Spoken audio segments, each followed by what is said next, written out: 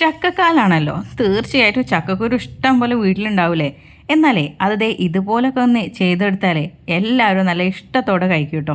അതുപോലെ റൈറ്റാണ് ചെയ്യുന്നത് എങ്ങനെയാണെന്ന് നോക്കാം. എൻ്റെ ഇപ്പം ഈ ഒരു സ്ലൈസർ ഉണ്ടായതുകൊണ്ട് ഇതിൽ വെച്ചിട്ടാണ് ഞാൻ ചെയ്തെടുക്കുന്നത്. അതല്ലെങ്കിൽ നമ്മുടെ ഗ്രേറ്ററിൻ്റെ ഒരു സൈഡിലുണ്ടാവും ഇതുപോലുള്ള സ്ലൈസറിൻ്റെ ഒരു ഭാഗം, അതിൽ വെച്ചിട്ട് നിങ്ങൾക്ക് ചെയ്യുന്നതെങ്കിൽ അങ്ങനെയും ചെയ്യാം കേട്ടോ.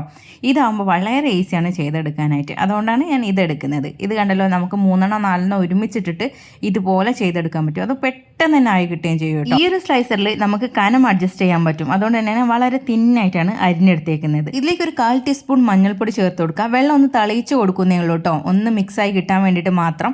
എന്നിട്ട് ഇതുപോലെ മഞ്ഞൾപ്പൊടി ഒന്ന് പുരട്ടി വെക്കുക. ഇനി ഒരു പാത്രത്തിൽ 1/2 ടീസ്പൂൺ ഉപ്പും 1/4 ടീസ്പൂൺ വെള്ളം ചേർത്ത് ഒന്ന് മിക്സ് ചെയ്തെടുക്കുക കേട്ടോ.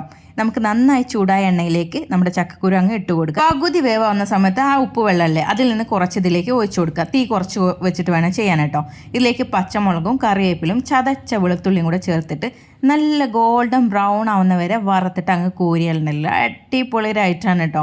ഇതിലേക്ക് അവസാനമായിട്ട് ഞാൻ കുറച്ചുകൂടെ മുളക് പൊടി ചേർത്തിട്ട് ഒന്ന് മിക്സ് ചെയ്തെടുക്കുക. കറുമുറ ചക്കക്കുരു ചിപ്സ് റെഡി. ഇഷ്ടപ്പെട്ടാൽ ഷെയർ ചെയ്യാൻ മറക്കണ്ട. Thanks for watching.